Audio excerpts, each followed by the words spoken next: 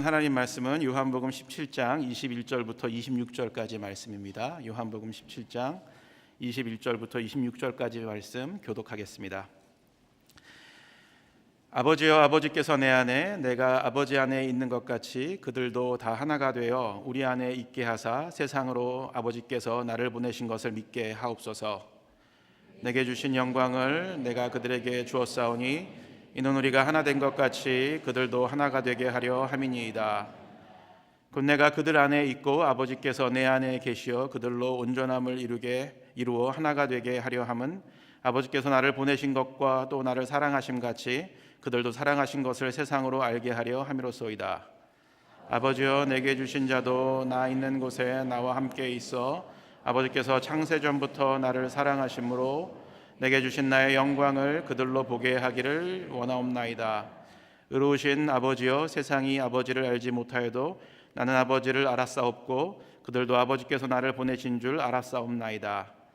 내가 아버지의 이름을 그들에게 알게 하려고 또 알게 하리니 이는 나를 사랑하신 사랑이 그들 안에 있고 나도 그들 안에 있게 하려 함이니이다. 아멘.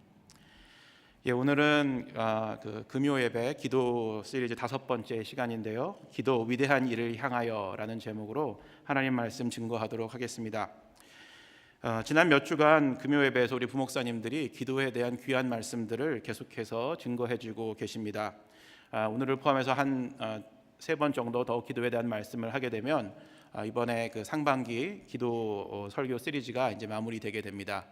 간절히 바라고 또 기도하기는 이번 이 설교 시리즈를 통해서 우리 초대교회 성도님들께서 정말 열심으로 더 하나님 앞에 나와서 기도하시고 또 기도의 그 삶과 생활이 더 풍성해지고 깊어지기를 간절히 소망합니다. 그런 마음을 가지고 오늘 하나님 말씀 증거하도록 하겠습니다. 저는 성도의 삶 속에서 실천하기 가장 어려운 2가지의 사역을 꼽아보라면 주저하지 않고 전도와 기도를 뽑을 것입니다. 성도님들은 어떻게 생각을 하시는지요?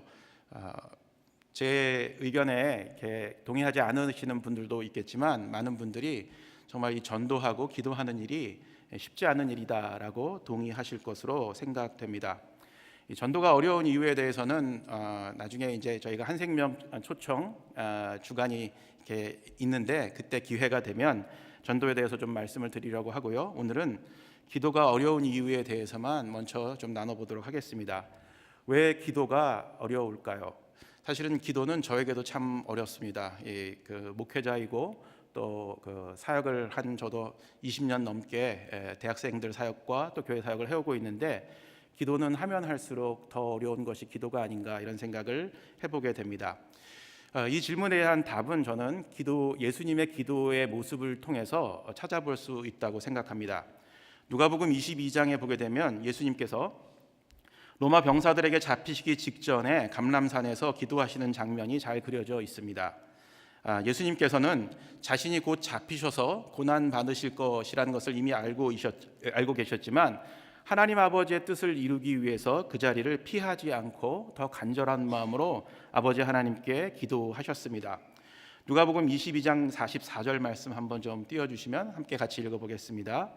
예수께서 힘쓰고 애써 더욱 간절히 기도하시니 땀이 땅에 떨어지는 핏방울같이 되더라. 그렇죠?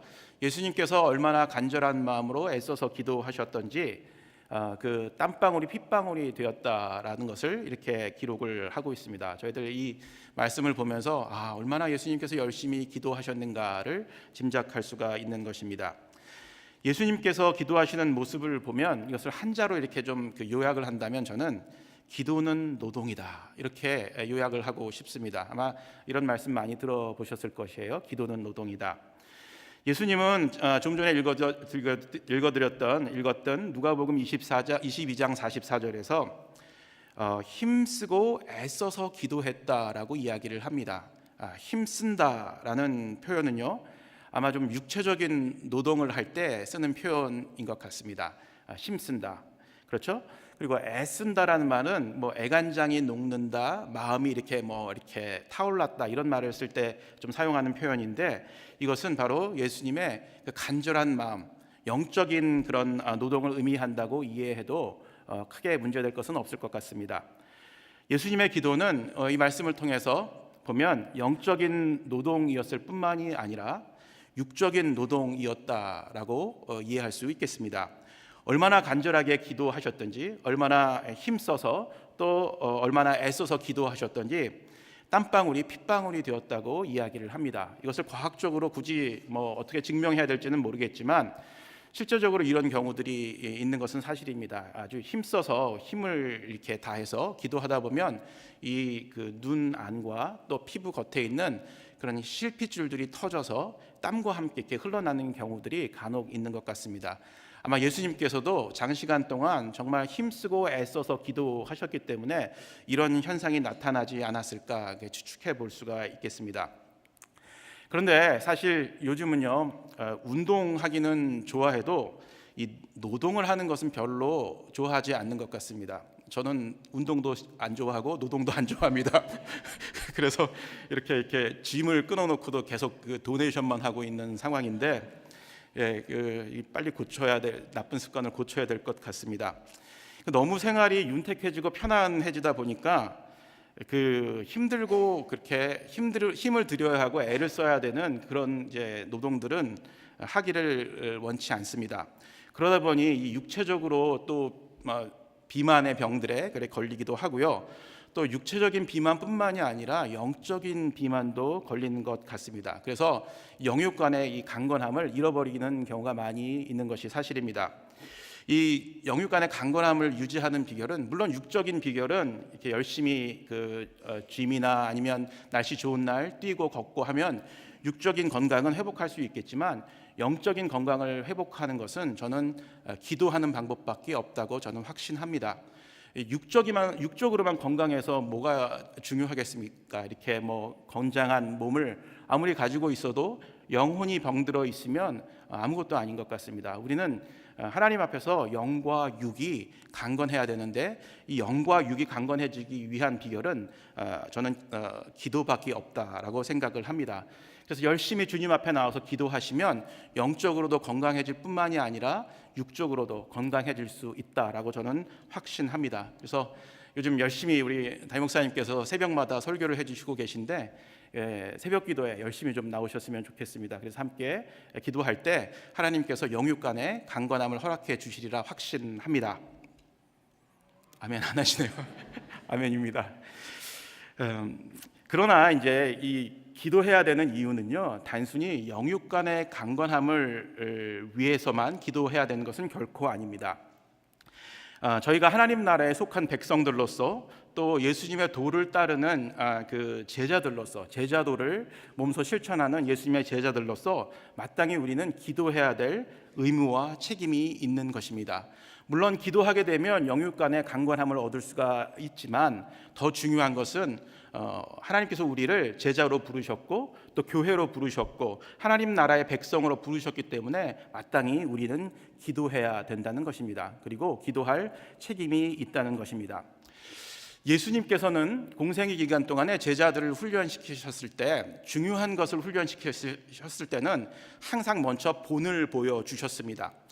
대부분 전도하는 것과 또 기도하는 것을 제자들에게 훈련시키셨을 때는 친히 몸소 손수 본을 보여주셨습니다. 왜 예수님께서 본을 보여주셨을까요? 그 이유는 이 전도하는 것, 또 복음을 증거하고 기도하는 것은 예수님께서 하나님께로 하나님 아버지께로 돌아가시고 나서도 계속해서 제자들이 스스로 해야 되는 중요한 사역이기 때문에 몸소 친히 본을 보여주셔서 이렇게 해야 된다라고 가르쳐 주셨다고 저는 생각합니다.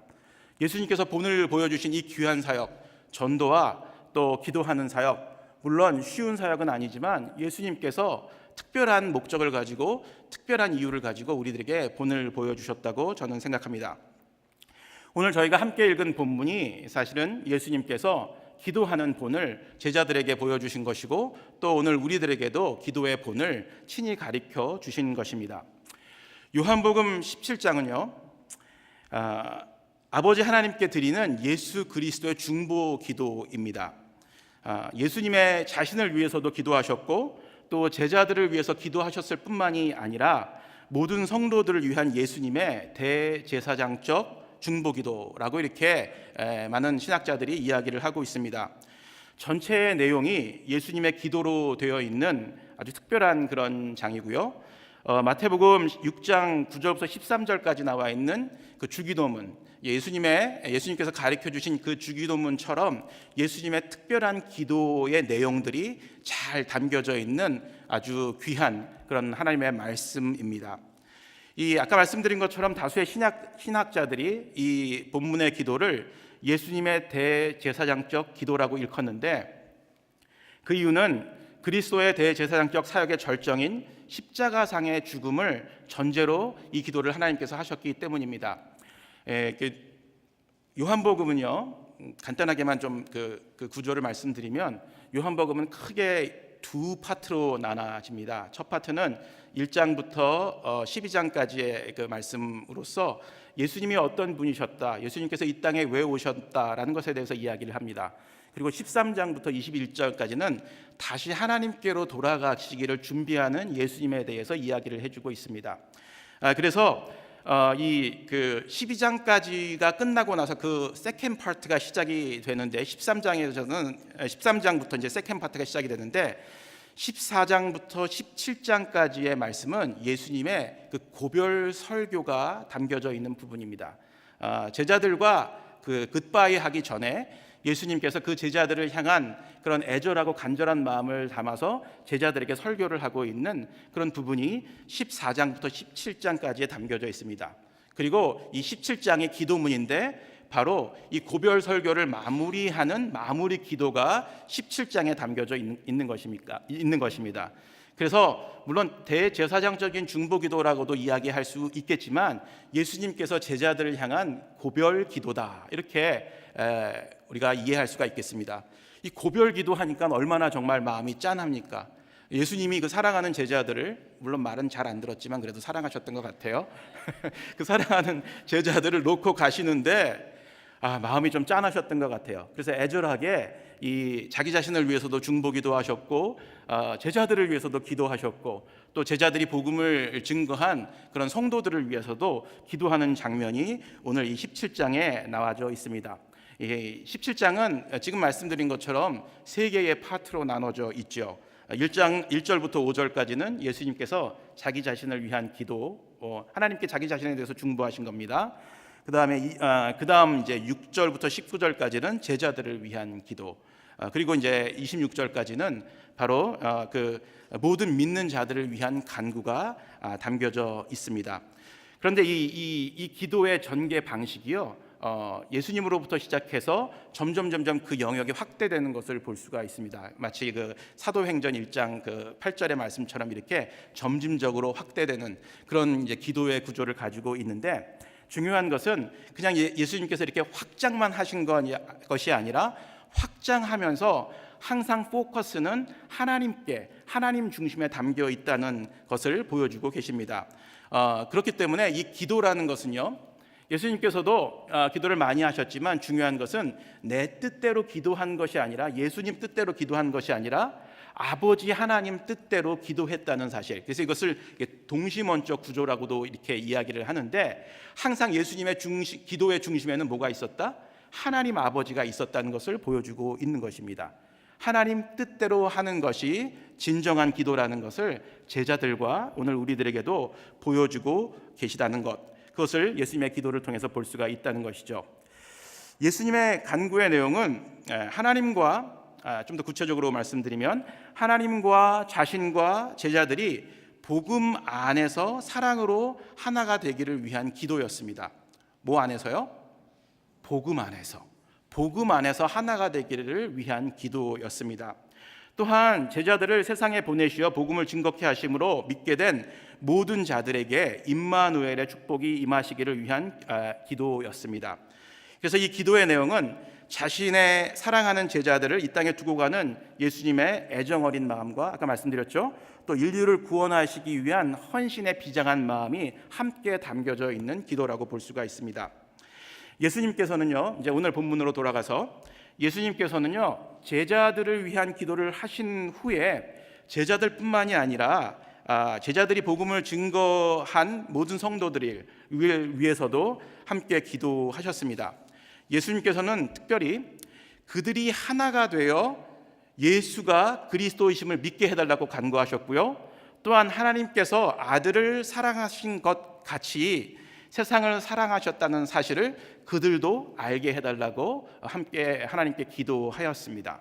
하나님께서 아들을 사랑하신 것처럼 하나님께서 세상을 사랑하시고 그들도 사랑하셨다는 사실을 그들이 알게 해달라라는 기도였습니다. 이 하나 되게 하는 비밀, 오늘 김희중 목사님께서 성령에 대해서 많이 이렇게 찬양을 부르셨는데, 사실은 그 성령께서 임하시게 되면 우리가 하나가 될 수가 있죠. 우리가 아무리 힘쓰고 애써도 이 하나가 되기는 쉽지는 않은데, 성령님께서 함께 하여 주시면 성령님의 능력 안에서 하나가 될 수가 있는 것입니다.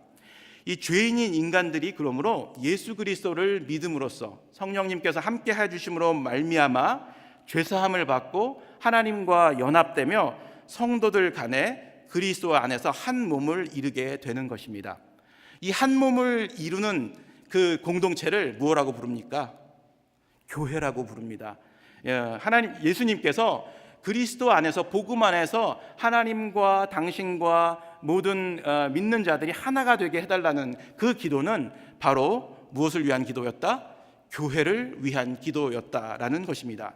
예수님께서는 이 땅에서의 사역을 마무리하시면서 가장 간절하게 기도했던 것이, 물론 제자들을 위해서도 기도하셨지만 그 믿는 자들의 하나 되어 있는 공동체인 교회를 위해서 기도했다는 것입니다. 계속해서 이제 이 교회에 대한 말씀을 좀 더 드리겠는데요. 그래서 이 교회는요, 사실은요, 우리 잘 알고 있다시피 가정과 함께 하나님께서 만드신 특별한 기관입니다. 그래서 Divine Institute라고 이야기를 하죠. 인간이 만든 기관이 아니다라고 이야기를 하고요.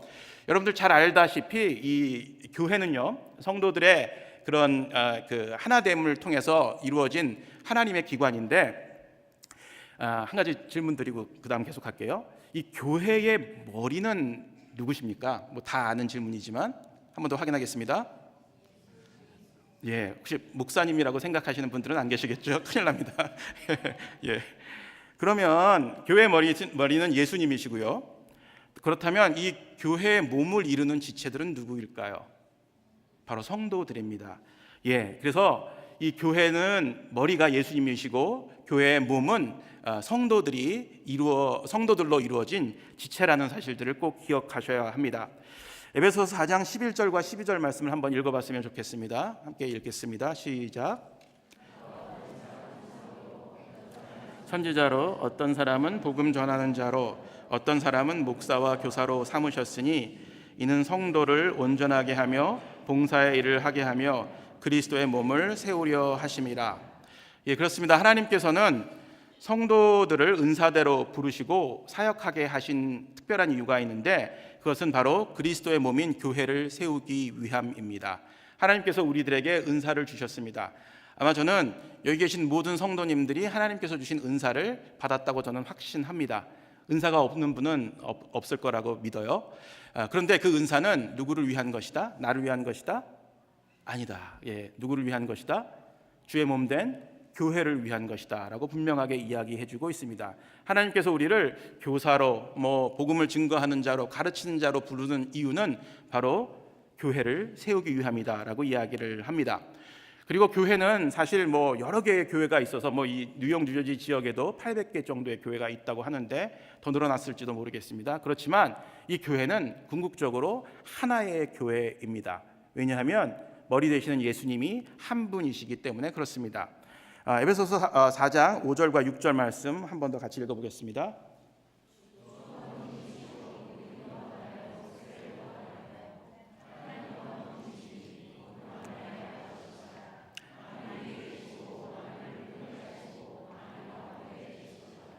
예, 주도 한 분이시오, 믿음도 하나요, 세례도 하나요, 하나님도 한 분이시니라고 이렇게 이야기를 합니다.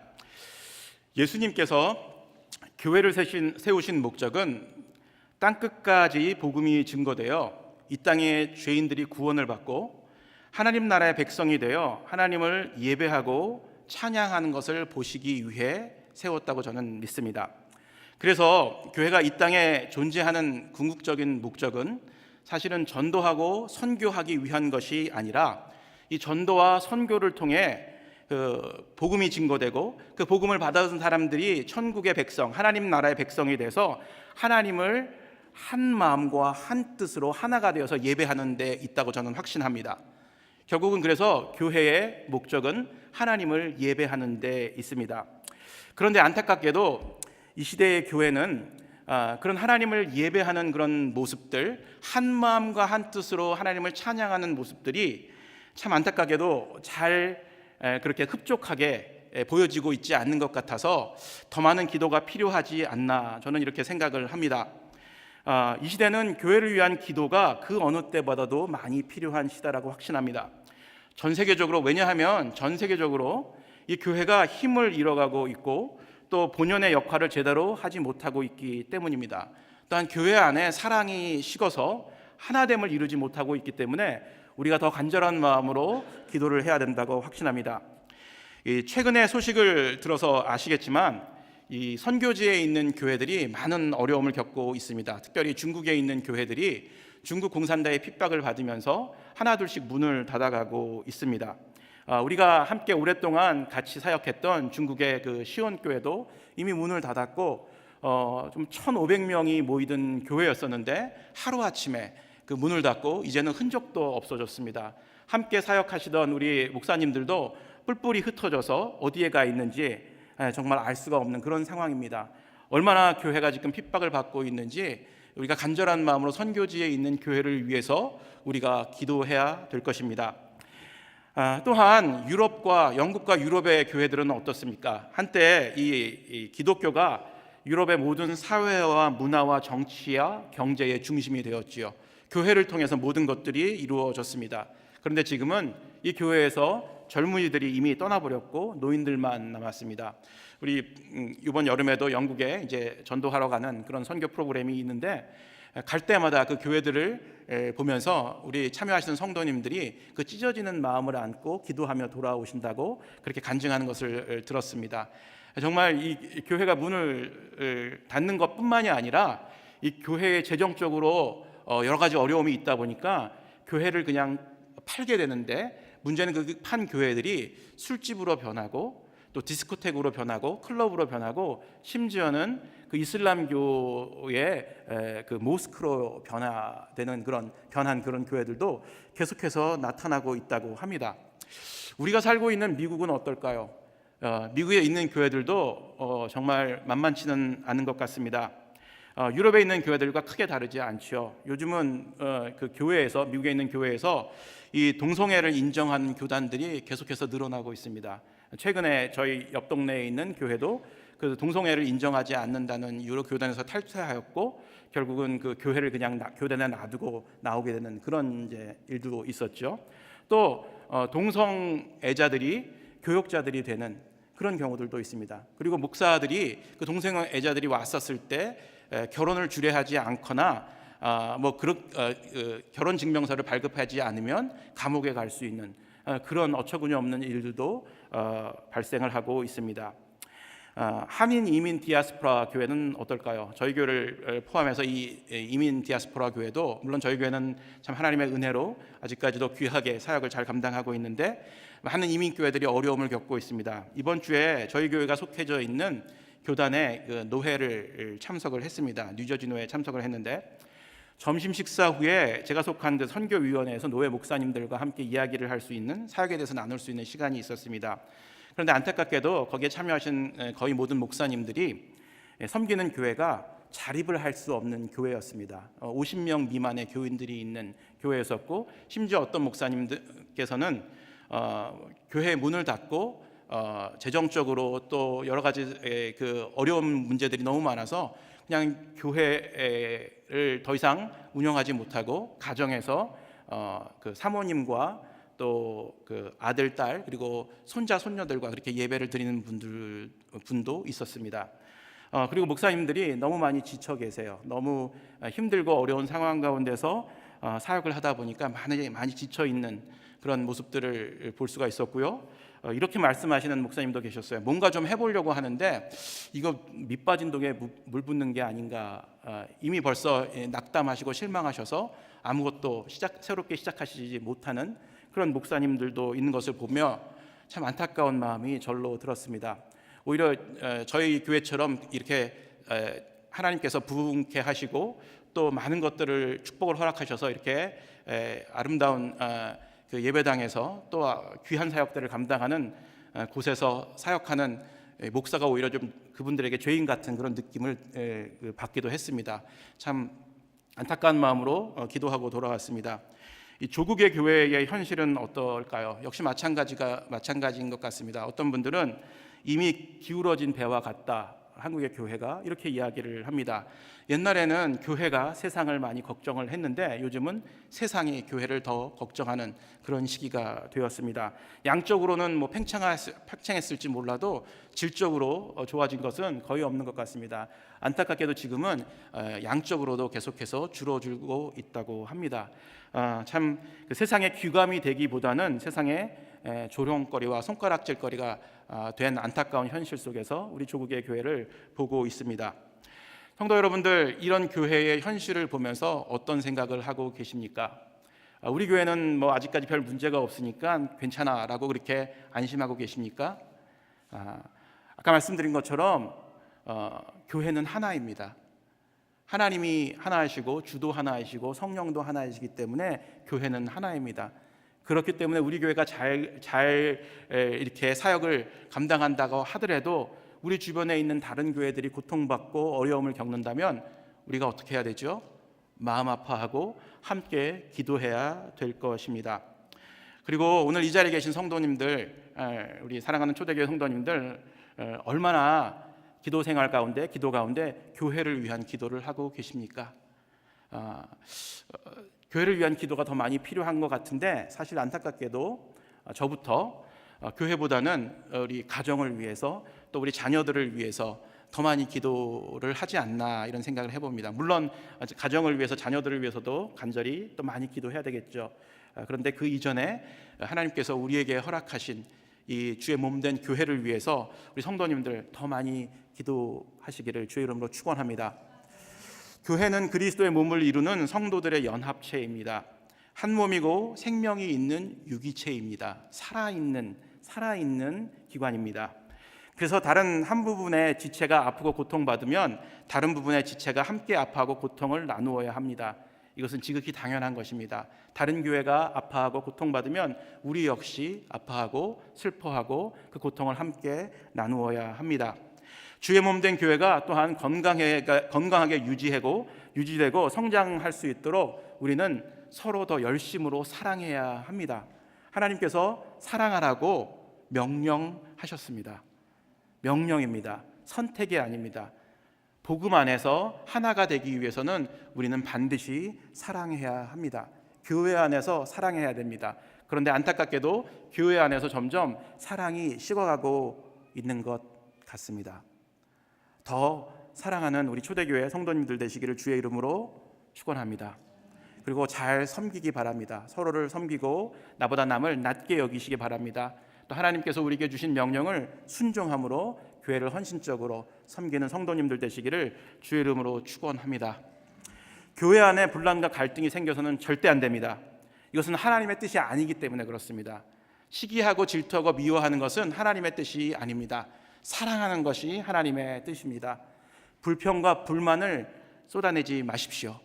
불평과 불만을 쏟아내기보다는 하나님께 감사하십시오. 늘 감사 프로젝트 잘 진행되고 있습니까? 저금통에 얼만큼 차 있는지 한번 오늘 돌아가셔서 확인해 보십시오.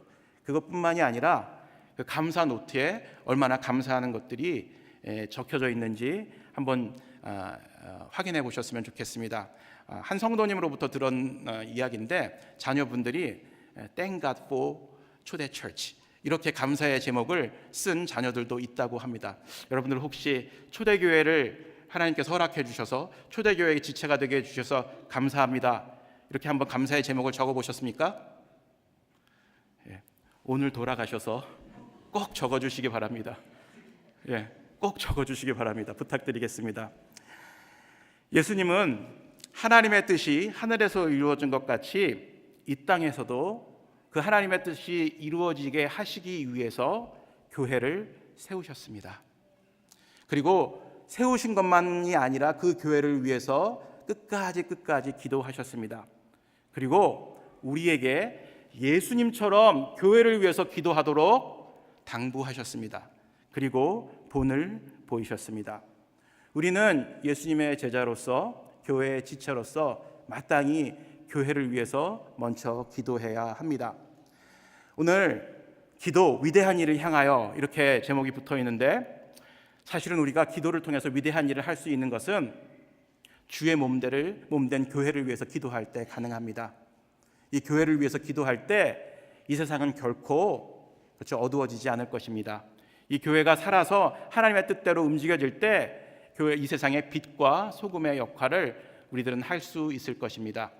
우리가 위대한 일을 할 수 있는, 예수님과 함께 위대한 일을 할 수 있는, 기도를 통해서 위대한 일을 할 수 있는 방법은 교회를 위해서, 주의 몸된 교회를 위해서 기도할 때 가능합니다. 이 시간 이 말씀을 우리 마음속에 새기며 교회를 위해 함께 기도했으면 좋겠습니다. 먼저 기도하고 우리 찬양한 후에 좀 더 기도하겠습니다. 하나님 아버지, 감사합니다. 오늘 예수님의 기도를 통해서 다시 한번 우리의 기도를 점검해 봅니다. 하나님, 진정으로 간절한 마음으로 예수님께서 우리에게 가르쳐 주신, 본으로 보여주신 그 기도를 우리도 하기를 원합니다. 예수님께서 하셨던 교회를 위한 기도, 우리의 기도가 되어줄 수 있도록 하나님 축복하시고 인도하여 주옵소서.